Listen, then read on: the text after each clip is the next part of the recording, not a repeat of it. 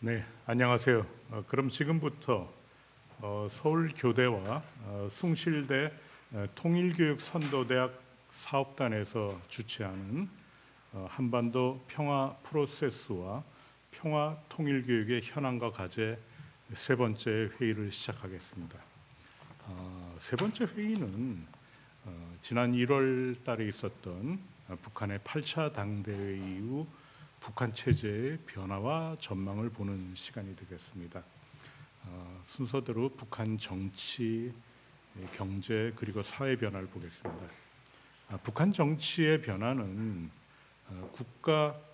국가전략연구원의 김일기 박사님께서 발표해 주시고, 그리고 통일연구원의 김갑식 박사님께서 토론을 맡아주시겠습니다. 두 분 다 북한 연구자로서 특히 북한 정치 연구자의 최고의 전문가 분들이십니다. 아마 흥미로운 발표와 토론이 될 거로 봅니다.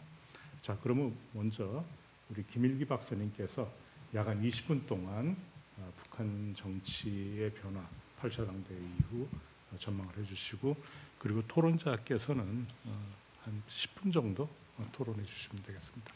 자, 그럼 먼저 발표해 주시죠. 예, 오늘 북한 정치의 변화를 발표하게 된 국가안보전략연구원의 김일기입니다. 오늘 북한 정치 변화는 8차 당대회에서 나타난 이 북한 정치의 주요 특징, 그리고 당대회 이후 최근까지 북한이 보여주고 있는 어떤 정치적 상황, 그리고 거기에 따른 여러 가지 회의들에서 나타난 그런 특징들을 중심으로 여러분께 말씀드리고자 합니다. 먼저 8차 당대회가 개최된 시점에 우리 좀 주목해 볼 필요가 있습니다. 그러니까 8차 북한 같은 경우는 보통 당대회 주기를 8차 당대회에서는 5년 주기로 했지만 그 전에는 당대회 주기를 결정하지 않았습니다. 그래서 2016년도 5월 달에 개최됐기 때문에 한 5년 주기를 본다면 5월 정도 개최되는 게 맞는데 상당히 앞당긴 1월에 당대회를 개최했습니다.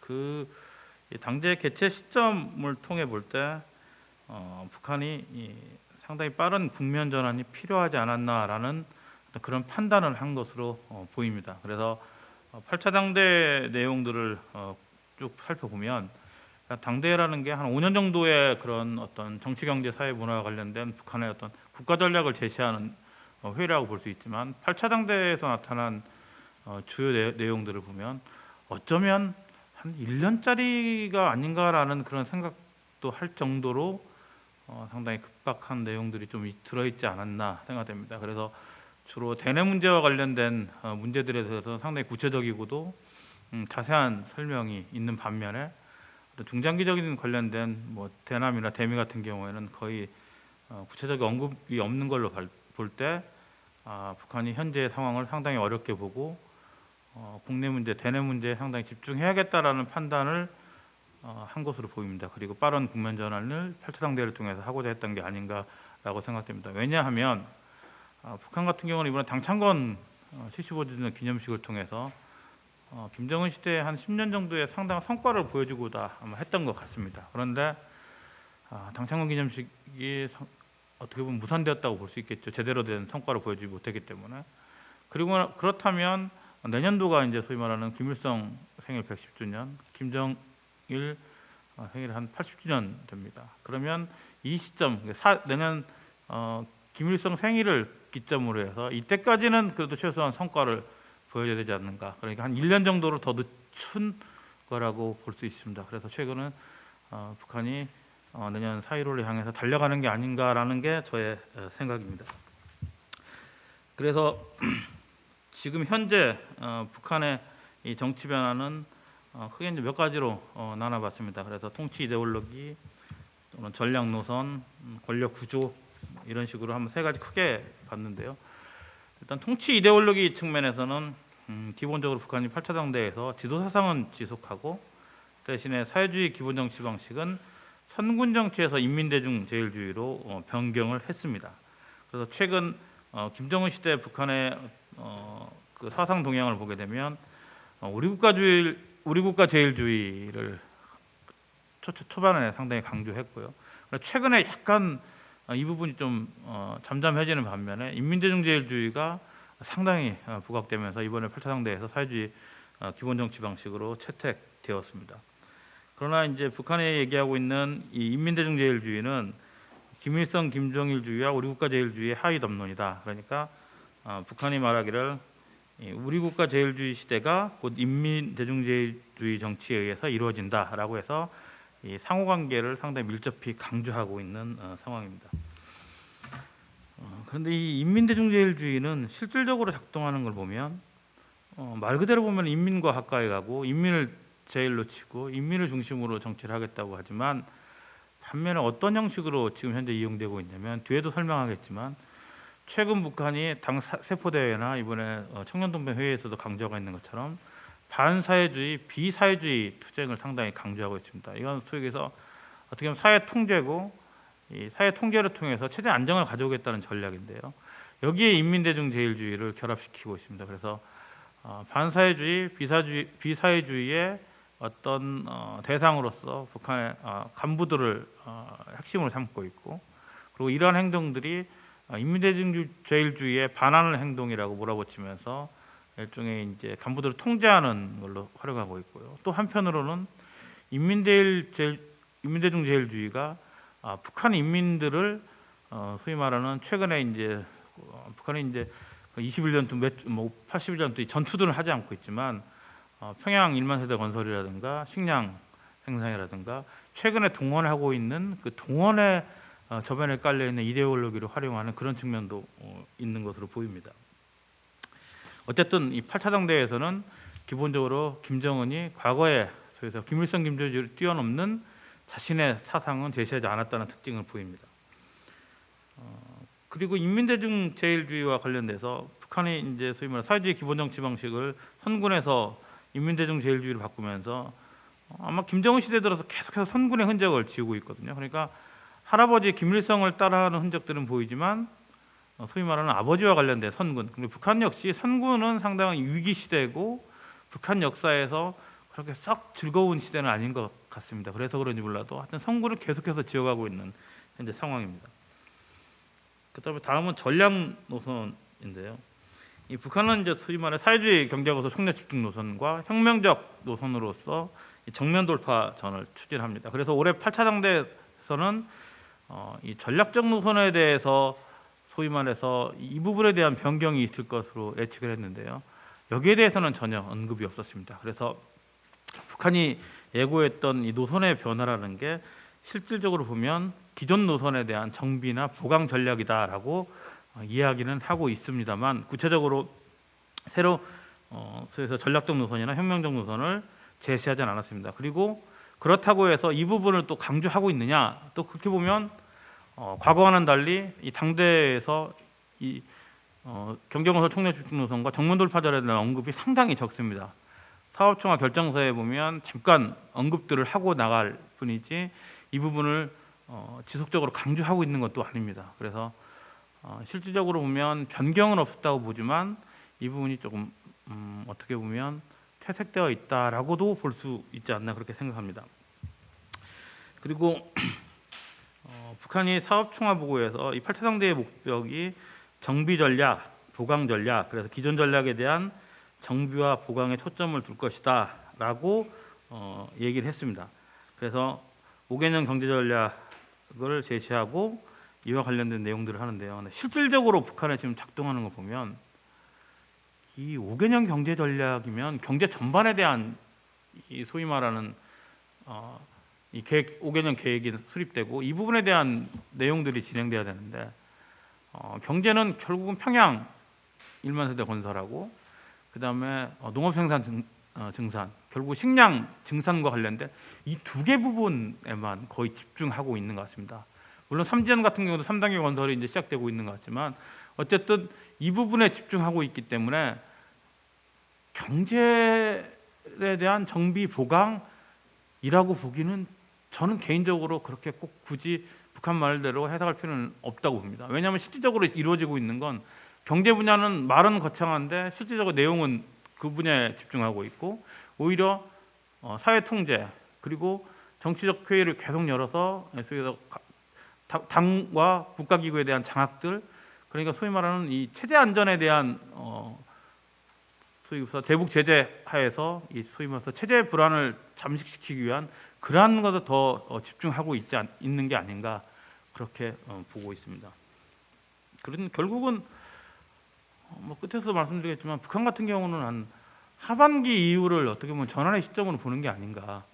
그러니까 중국의 당창건 100주년 기념식이 6월 정도에 열리고 나면 그때쯤 그걸 기점으로 해서 그 후반기에는 소위 말해서 코로나 시국도 좀 더 완화되고 그럼 북중 관계가 진전될 것 같고 지원도 들어올 것 같고 그래서 그러면 식량 문제도 어느 정도 해소된다고 본다면 소위 얘기해서 그 시점까지는 북한이 어느 정도 버티는 게 맞지 않나라는 생각을 하는 것 같습니다. 그래서 결국은 대내 문제에 집중하기 때문에 대남 대미 문제에 대해서는 거의 행동에 옮기고 있지 않다라고 보고 있습니다.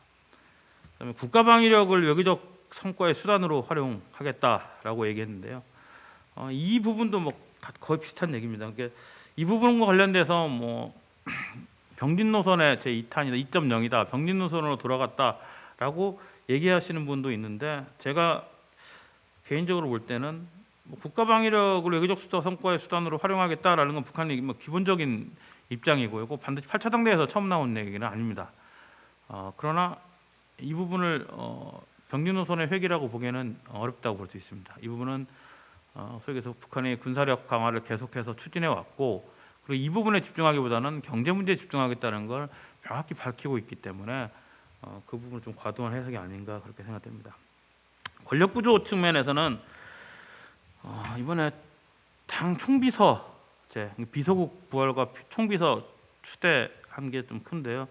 이 부분을 제가 유일영도 체계 강화라고 했는데 실제적으로 북한의 워딩을 보면 뭐 반드시 유일영도 체계를 강화라고 보기도 어렵습니다. 그러니까 간단히 북한이 표현한 대로 해석하는 게 맞는 것이 아닌가.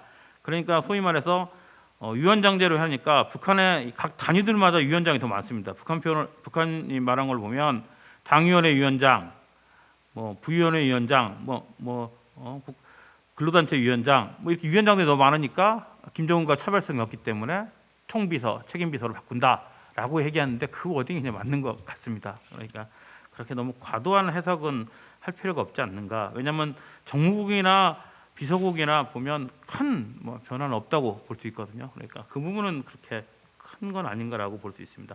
오히려 이 비서국에 새로 생긴 이 신설 부서들에 대해 좀 더 관심을 가질 필요가 있지 않는가 봅니다. 특히 이 8차 당대 전후로 생겼던 뭐 군정지도부나 법무부나 뭐 경제정책실이나 규율조사부나 이 부분들이 대부분이 있던 사회통제와 관련된 부서들이거든요. 그러니까 이 부분에 좀 더 초점을 두고 보는 것이 옳지 않나 그렇게 생각됩니다. 그다음에 당 회의체, 당 조직 강화를 통한 노동당 중심의 통치 시스템 강화인데 이건 김정은 시대 들어와서 계속해서 했던 건데요.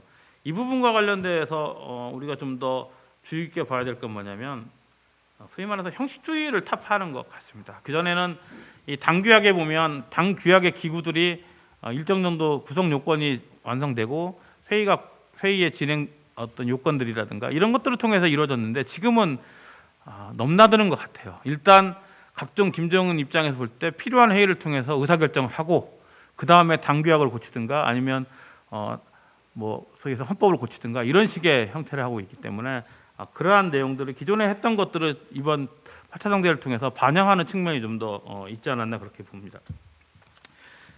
당 중앙 지도기관에서는 이 당중앙위원회와 당중앙검사위원회로 구성되는 중앙지도기관을 당중앙위원회 위원회를 일원화하는 게 상당히 큽니다. 그래서 당중앙검사위원회를 당중앙위원회 기구로 만들어서 그리고 그 밑에 규율조사부를 두고 소위 말하는 감독 기능을 강화한 게 상당히 특이한 형태라고 볼 수 있습니다.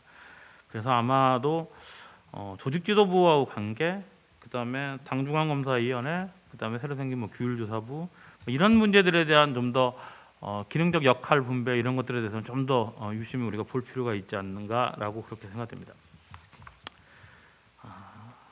그리고 비서직하고 전문부서 부장하고 이 겸직 과거에는 이게 뭐 어떻게 보면 원칙이었다고 볼 수 있는데 이번에는 좀 불리한 것 같습니다. 그래서 예를 들어 조직비서를 조용원을 시켰는데 조직지도부장은 김재룡을 시키고요. 대남과 국제비서는 소위 해서 공석으로 놔두고 부장들은 임명했습니다.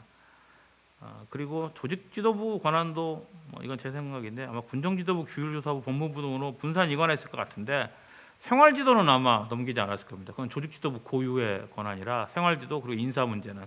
근데 정책지도와 관련된 부분들이 좀 더 넘어가지 않았나 그렇게 생각됩니다. 그다음에 6차 세포비서대회는 여기서는 우리가 볼 때 10대 과업과 12대 품성인데요. 이 부분들은 결국은 자세히 읽어보시면 아시겠지만 이 반사회주의, 비사회주의와 관련된 내용들이 상당히 있습니다. 그래서 북한 같은 경우는 8차 당대회 이후에 보면 당대회, 당중앙위원회 전원회의, 최고인민회의, 그다음에 기층당위원회 강습회, 소위 말해서 세포비서대회, 그리고 최근에 이제 열리는 청년동맹, 직총 동맹, 그러니까 위에서부터 아래까지 회의들을 쭉 내려가면서 결국 북한 전역에 8차 당대의 생각, 김정은의 생각들을 전파시키면서 어떻게 보면 주민들을 총동원시키는데 집중하고 있는 게 아닌가 그렇게 생각됩니다. 권력 엘리트 부분에서는요 상당히 많은 변화가 있습니다. 그래서 7차 대비하면 상당히 많은데 기존에 있던 바로 이 8차 당대에 있었던 거에 비하면 그렇게 많이 또 변화됐다고 볼 수는 없지만 어쨌든 7차 당대를 기준으로 봤을 때는 상당한 인사가 있고 지속적인 세대 교체가 이루어지는 거로 볼 수 있습니다. 그러나 이번에 보면 특히 군사 부분에서는 어떻게 보면은 좀 이 조용원을 제외하고는 대부분 군사, 군수, 공안부서 책임자들이거든요. 이 부분에 대해서는 성과를 어느 정도 인정한 것 같아요. 최근까지. 그리고 이 정치국원이나 그다음에 당중앙회 전원이나 이 부분들은 기존에 계속해서 변화된 사람들을 아마 변화시켜 온 걸 반영한 걸로 보입니다. 특히 이제 권력 엘리트 관련돼서는 우리가 김여정, 조용원인데요. 김여정은 이번에 보면 당 정치국 후보위원회에서 제외되고 부부장으로 강등돼서 표면상으로는 위상이 활약한 것 같은데 실질적으로는 역할을 지속할 거로 보입니다. 왜냐하면 자매 관계라는 김씨 일가라는 특수관계가 있기 때문에. 근데 저는 오히려 조용원을 좀 중점적으로 볼 필요가 있습니다. 이번에 보면 정치국 상무위원들이 정치국 회의를 주재할 수 있다. 김정은의 위문을 받아서 할 수 있다라고 했는데 그건 거의 조용원을 점찍고 한 게 아닌가 김정은이. 그리고 조용원 같은 경우에 보면 정치국 상무위원회 위상에는 걸맞지 않은 것 같은데 거의 지금도 김정은의 비서처럼 수행하고 있고 또 당중앙군사위원회 당시에 이제 군사위원회에서 임명장을 줄 때 보면 조용원이 그 옆에 서서 상장을 건네주는 모습 등을 볼 때 보면 정치국 상무위원이면서 김정은 옆에 붙어서 약간 비서 역할도 하고 소위 말해서 김정은의 의사를 이 정치국 회의나 정치국 상무위원회 회의를 통해서 전달할 수 있는 어떻게 보면 대리인 역할을 하고 있는가 아닌가라는 그런 생각들을 많이 하고 있습니다. 국가기구 개편은 최고인민회의에서 이번에 어느 정도 윤곽이 나올 거라 생각했는데요.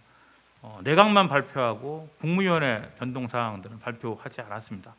아마 국무위원회 같은 경우는 이번에 당대회에서 비서국 체제로 바뀐 것처럼 아마 바꿀 수도 있을 것 같습니다. 그런데 아마 그 부분이 준비가 안 돼서 발표를 안 한 건지 아니면 국무위원회 변경을 하고도 안 한 건지는 모르겠지만 제 생각은 안 하지 않았을까라는 생각이 듭니다. 그래서 다음에 최고인민회의가 개최될 때 나오지 않을까 생각합니다. 끝으로 결론적으로 말씀드리면요. 일단 현재 북한의 정치 상황은 약간은 수세적 입장에서 내부 단속에 집중하고 있습니다. 그리고 하반기를 넘어가면서는 좀 더 외부의 눈을 돌리지 않을까 생각합니다.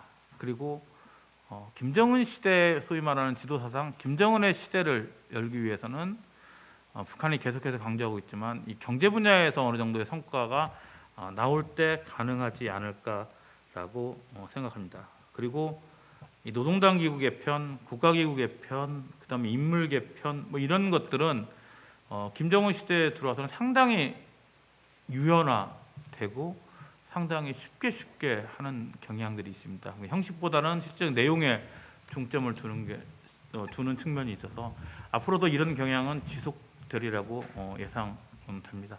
이상으로 간단하게 말씀드렸습니다.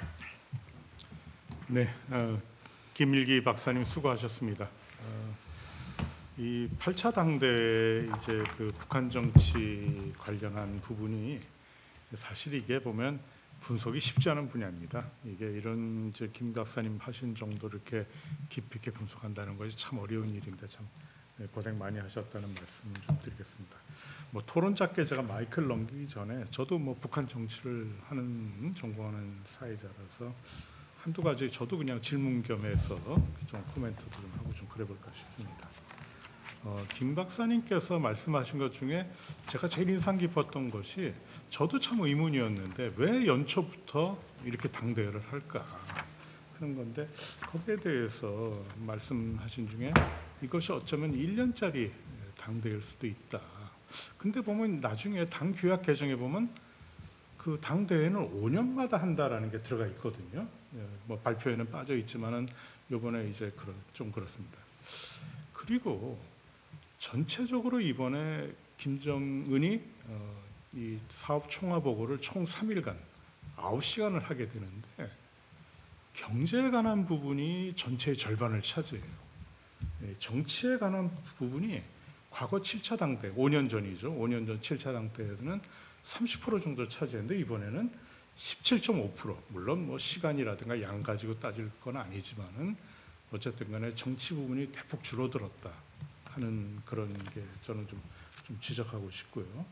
그 말씀하신 것처럼 보면 그 우리 인민대중제일주의를 강조하셨는데 저는 인민대중제일주의도 주목해야 되지만은 우리 국가 제일주의를 지속적으로 강조하는 것. 저는 다른 것보다도 이번에 8차 당대 보면 민족이라는 단어가 별로 나오질 않아요. 그리고 대남 관계도 비중이 많이 줄어들었고 그 대신에 제가 그런 관점에서 자꾸 봐서 그런지 몰라도 우리 국가 제일주의, 국가를 자꾸 강조하는 게 뭐 조금 남북 관계를 지금 반영하고 앞으로 뭐 좀 뭐 얘기하기 뭐하지만 좀 통일 문제라든가 이런 데에 대해서 북한이 과거보다도 조금 더 등한시하는 게 아닌가 하는 그런 생각이 듭니다. 뭐 조용원에 대한 지적 저도 아주 주목해야 될 거라고 보고요. 그 대신에 보면 또 모일정이라고 군정 부장인가요? 군정 비서로 새로 임명된 그 사람에 대해서 좀 주목해야 되지 않나 하는 그런 생각입니다. 그냥 사회자로서 제가 그냥 한번 토론 겸 한번 질문도 해봤습니다. 그럼 우리 진짜 토론자이신 우리 김갑식 박사님 토론 듣겠습니다. 자, 그럼 부탁드립니다. 예, 통일연구원의 김갑식입니다. 예, 김일기 박사님께서 8차 당대회 이후 북한 정치의 변화에 대해서 그 특징과 그 전망에 대해서 잘 설명해 주셨습니다. 저는 이제 이 의견에 대해서 크게 이견이 없습니다. 그래서 제가 이제 이 분야에 대해서 간단히 제 나름대로 정리했던 부분들을 말씀을 드리고 또 관련해서 몇 가지 질문도 같이 드리겠습니다. 그 8차 당대회는 제가 생각하기에 김정은 시대 2012년부터 특히 그 2020년 작년에 나타난 북한 정치의 특징이 그대로 투영된 당대회라고 생각이 듭니다. 저는 한 5가지 정도를 짚고 있는데 첫 번째는 이제 김정은의 절대 권력 백두 혈통이 강화되고 그 강화된 반면에 핵심 엘리트들의 역할 분담, 김정은의 그 부담을 경감시키기 위해서 역할 부담이 좀 강화되는 그런 특징이 있다. 두 번째는 그 수령의 신성을 내려놓고 감성 정치를 추구한다. 그래서 뭐 솔직하고 좀 실용적이다. 저는 이거 어떤 표현을 쓰냐면은 그 천상에서 지상으로 내려온 수령이라는 표현을 쓰는데 이 김정은 시대의 정치의 특징이 아닐까라는 생각이 듭니다. 세 번째는 당 해이체의 강화로 정책의 정당성을 제고하고 군에 대한 당적 통제를 강화시키고 있다. 네 번째는 김일기 박사님도 말씀해 주셨지만은 인민대중 제일주의와 엄관 관민, 간부들한테는 좀 엄격하고 주민들한테는 관대하는 정책, 이 파퓰리스트적인 정책을 강화시키고 있다. 그 다음에 마지막 5번째는 그 인사의 편의주의, 신상 필벌, 세대 교체 이런 특징들이 이번 당대에도 계속 잘 드러나 있고 앞으로도 이러한 특징들은 계속 지속될 거라고 생각이 듭니다. 두 번째는 8차 당대는 사실상 김정은 제3기 김정은 정권의 출범을 알리는 정치 행사라는 그러한 특징을 가지고 있는 것 같습니다.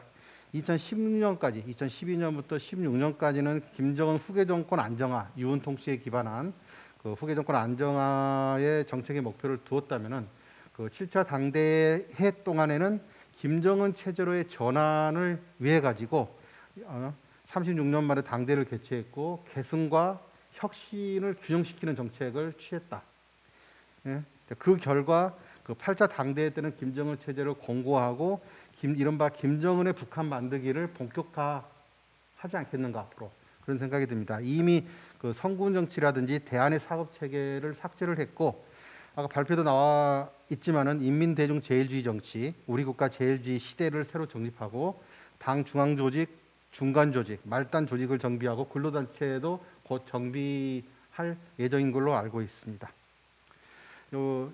8차 당대가 끝나고 그 여러 군데에서 세미나를 했는데 약간 그 사람들이 그 스쳐 지나가는 것 중에 하나가 그 뭐가 있냐면 제가 지적하고 싶은 것은 김정을 당 총비서로 추대한 거에 대해서는 강조를 하고 있는데 김정을에 대한 수령 공식화에 대해서는 잘 언급을 하지 않고 있더라고요. 이것은 그 7기 당대회와 8기 당대회의 그 총비서 추대사를 비교하면 나오는데 그 8기 당대회 추대사의 특징은 당의 수반은 수령의 지위를 차지한다라고 명기하고 있고 그 추대사의 김정은에 대해서 인민적 수령을 이라는 호칭을 부여를 했습니다. 7기에는 그 수령이라는 개념이 그 단어가 드러나지 않는데 8기에는 드러난 것이죠. 그다음에 이제 뭐 여러분 다 아시겠지만 김정은이가 연설할 때 7기 때는 김일성, 김정일 그 초상화 밑에서 연설했는데 이번에는 그러지 않은 걸 보면 독립적인 최고 지도자 이미지를 연출하고자 하였다. 그런 특징을 가지고 있습니다. 그다음에 아까 김일기 박사님도 말씀하셨지만 겸직을 당비서와 당부장 겸직을 자제시킴으로써 그 총비서, 정치국 상무위원, 당비서, 당부장 그 위계제를 확립함으로써 김정은의 좀 부담을 경감시키고 상무위원들의 그 책임성을 강화하는 조치를 취하지 않았는가라는 생각이 들고 그 8차 당대 뭐 결론이라든지 사업을 보면 상무위원들의 역할을 굉장히 중요시하고 있습니다. 이것이 좀 더 발전한다면은 그 중국의 용도 소조하고도 한번 비교를 앞으로 해볼 만한 그 가치가 있는 부분이 아닌가라는 생각이 듭니다. 그다음에 당 중앙위원회를 중심으로 해서 당 조직을 일원화시켰죠. 그래서 당대의 당 중앙위원회 전원회의, 정치국 회의, 정치국 상무회의, 당 의사결정 기구를 일원화시켰다는 것도 하나의 특징인 것 같습니다. 자, 질문을 드리고 싶은데요.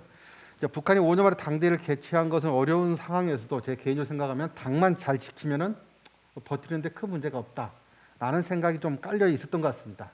근데 여기서 제가 눈여겨 보는 데는 뭐냐면 당원 수입니다. 그 1980년도 6차 당대회 때는 그 당원 1000명당 1명 해갖고 대충 한 300만 명 정도의 당원으로 추정을 했습니다. 이번에는 1300명당 대표 1인. 그래서 뭐 250명 중앙 일꾼들 빼고 지방에 있는 경우에도 4750명인데 그 곱하기 1300 하면 대충 617만 명. 북한 인구의 4분의 1 정도 되거든요.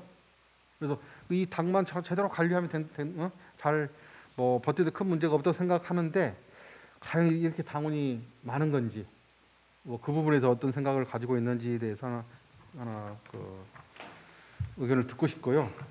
금방 그 최대석 교수님께서도 말씀하셨는데 북한이 이번 8차 당대에서 이야기한 것 중에 하나가 변천된 시대의 요구에 맞는 대남 관계. 그래서 일부에서는 투 코리아 폴리시 그 두 개의 조선 정책이라는 부분들. 그 다음에 그 8차 당대 규약 수정 사항을 보면은 그 국방력 강화를 통일과 연결시켰다고 금방 김일기 박사님도 발제문에서 말씀하셨는데 강력한 국방력으로 근원적으로 군사적 위협들을 제압하여 조선반도의 안정과 평화적 환경을 수호한다라는 부분들이 있습니다. 이런 것들을 종합해 보면은 북한의 통일 정책, 대남 정책이 뭐 연방제 부분들을 포기하지는 않았겠지만은 아까 말씀드린 우리 국가 제일주의하고도 연관시켜서 보면은요. 그다음에 국방력 강화 이런 부분 시키면 힘을 통한 평화, 핵무력 완성했기 때문에 힘을 통한 평화, 그리고 평화를 통한 통일, 이런 순으로 통일 문제를 할 수도 있지 않겠는가. 그리고 앞으로는 단기적으로 통일보다는 힘을 통한 평화적 공전, 뭐 적대적 공존이 되든지 평화적 공존이 되든지, 다시 말씀드리면 대남 정책에 대해서, 통일 문제에 대해서 예전보다는 더 많은 힘을, 정책의 우선순위를 두지 않을 수도 있다는 그런 지적들이 있는데, 거기에 대해서 어떤 생각을 하고 계신지에 대해서 한번 이야기를 듣고 싶습니다. 일단 발제문에 보면은요, 김정은 시대 지도사상을 제시했다 라고 이제 그 표시를 했는데, 저는 이미 제시했다고 생각합니다. 다 아시겠지만 정권 잡자마자 김일성 김정일주의를 김정은 시대의 지도사상으로 천명을 한 거죠.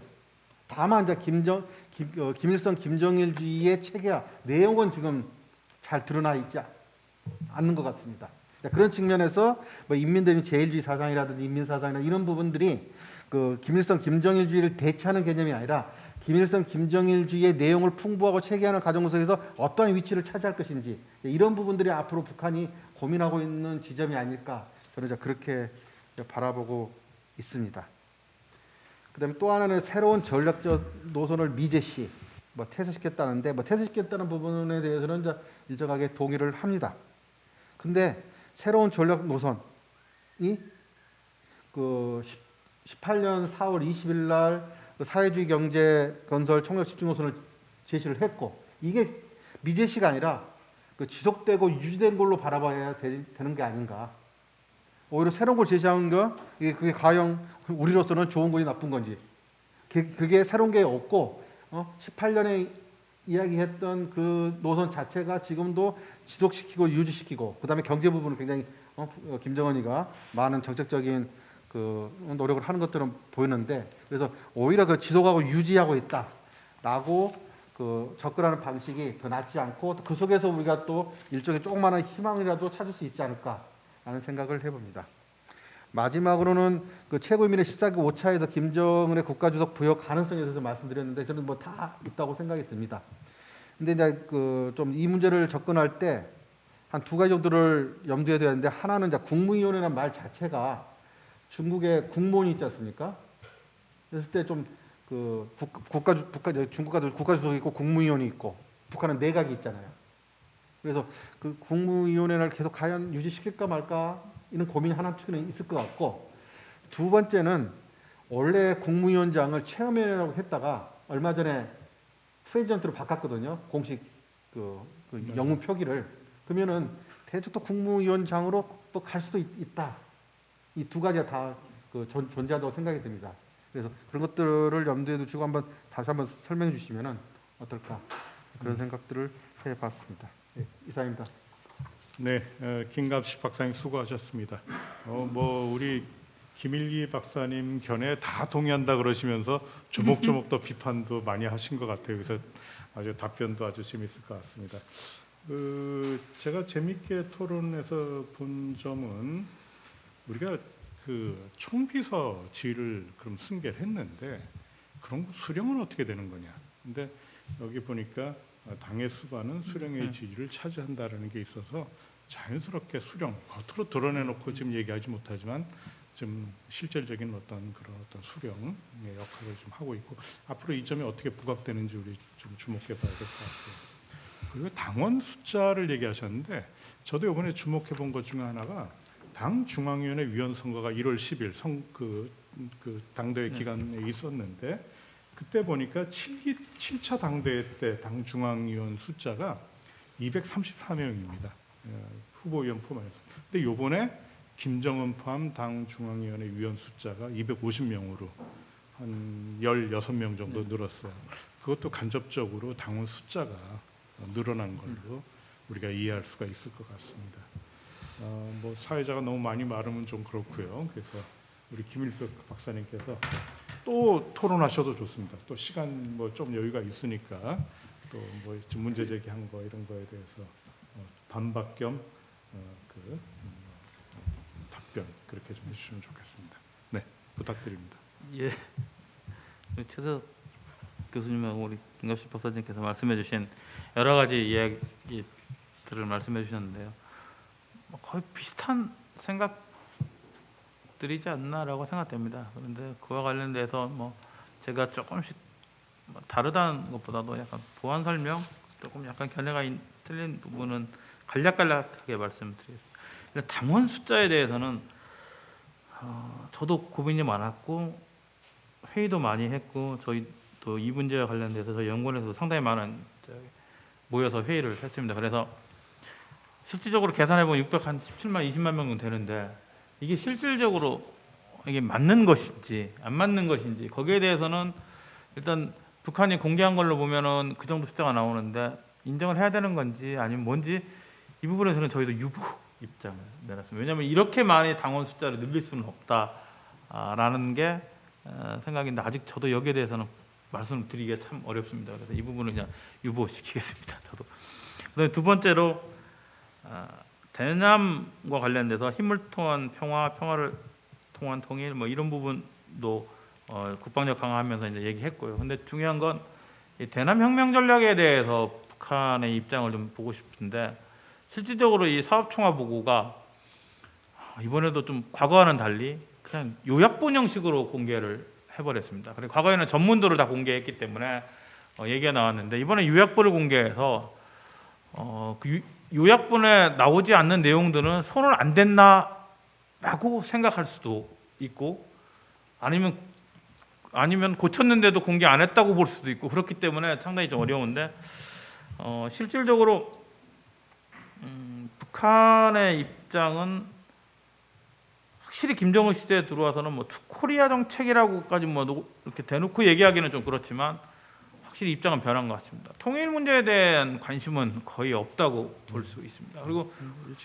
거의 공존을 그리고 공존이라기보다도 그냥 각자 가자라는 게 북한의 생각이 아닌가. 그리고 과거처럼 남한에 많이 의지하거나 남한에 뭐 도움을 필요로 하거나 이런 것도 상당히 줄지 않았나. 과거에 비해서 의존적 성격이 상당히 줄었다고 볼 수 있습니다. 그게 이제 북한이 그만큼 능력을 갖췄다고 볼 수도 있고 한편으로는 북한 자생력이 강화됐다고 볼 수 있고 또한 중국이나 뭐 이쪽으로부터 지원이 돼서 그런지 몰라도 하여튼 확실히 의존성이 줄었습니다. 그리고 이 부분은 결국 우리 국가 제일주의가 나타날 때부터 시작됐다고 볼 수 있는데 우리 국가 제일주의라는 건 결국 민족에도 국가로 넘어온다는 건 북한도 하나의 국가고 남한도 하나의 국가고 그렇게 스스로 근데 우리 국가 제일주의를 북한이 보면 주체 사상, 김일성, 김정일주의 다 이렇게 연결시켜서 이제 논리적으로 하는 그 이제 소위 말하는 인신론을 만들어는 가는데요.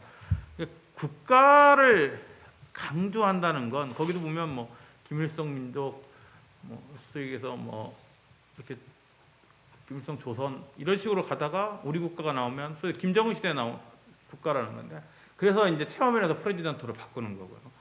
그 다음에 이 국가를 대표하는 소위 얘기해서 김정은의 역할을 얘기하는 거고요. 그 다음에 정상회담 같은 경우도 그런 차원으로도 볼 수 있고요. 그러면 결국은 김정은은 이 북한이라는 하나의 소위 말해서 이 하나의 국가를 통해서 내가 하나의 국가를 통치하는 정상적인 지도자 그리고 이걸 통해서 국제사회에 대비하고 이렇게 하나의 사회주의 국가로서 정상국가로서 이렇게 나가는 하여튼 그런 것들을 머릿속에 그리고 계속해서 시도하는 게 아닌가라는 생각이 듭니다. 그리고 새로운 전략적 노선을 미제시했다고 한 건 실질적으로 이제 저는 경제건설 총략집중은 변하기 어렵다고 봅니다. 그 부분은 뭐 사회주의 강국 건설에서도 가장 소위 얘기해서 남아있는 마지막 위안의 과제이기 때문에 근데 정면 돌파전은 좀 변화가 있지 않을까라고 생각했는데 뭐 북한이 보면 거의 마지막에 잠깐 언급했지 굳이 언급하지는 않았습니다. 그런데 어쨌든 이번엔 안 나온 게 좀 이상하다 생각했고요. 그 다음에 이 최재석 교수님께서 말씀하신 연초에 제가 1년짜리라고 말씀드렸던 이유는 이번에 8차 당대회 보면 5년 단위로 바꿨습니다. 당대회는 5년마다 개최한다. 그래서 이 당대회와 연관돼 가지고 뭐 도단이나 뭐 소위에서 기층단이나 회의들도 다 5년 단위로 연결시켜 가지고 당대회가 개최되면 그 뒤로 한 몇 개월 정도는 계속해서 이 중앙에서 지방으로 내려가면서 회의가 열리도록 세팅을 딱 해놨습니다. 북한이 나름 고민해서 한 것 같습니다. 그런데 제가 왜 1년짜리라고 말씀드렸냐면 당대회에서 계속해서 경제 문제를 얘기하고 그리고 경제에 대한 강조를 하고 그다음에 한 달 정도도 안 돼가지고 갑자기 2차 8기 2차 전원회의를 통해 가지고 이 경제 계획에 대한 계획의 문제, 그다음에 집행의 문제, 뭐 이런 것들을 질타하면서 나오는데 실질적으로 북한이 말은 그렇게 하는데 현실을 옮겨서 딱 보면 소위 평양 1만 세대하고 그다음에 농업증산, 그다음에 특정 지역의 소위 지금은 또 지방공업 이런 것도 강조하기를 하는데요. 그렇게 보면 그만한 거창한 경제에 대한 계획들을 밝혔음에도 불구하고 실질적으로 이번에 나온 경제계획위원회나 이런 것들이 힘이 없는 조직들이거든요. 그러니까 조직들도 만든 거 보면 전문부서에 만든 거 보면 군정지도부나 규율부나 법무부나 이 부분은 사회통제와 관련돼서 명백하게 힘이 있는 부서들인데 경제와 관련된 부분들은 내각의 중요성을 강조하고 실질적인 힘을 실어주는 조치 또는 어떤 변화된 것들은 없단 말이에요. 그런 걸 보고 그리고 8기 2차 전원회의에서 거기서 나온 거 보면 경제 문제도 강조했지만 비사회주의, 반사회주의 역에 대한 내용들이 크게 보면 두 파트로 나오거든요. 그래서 제가 왜 1년짜리라고 말씀드렸냐면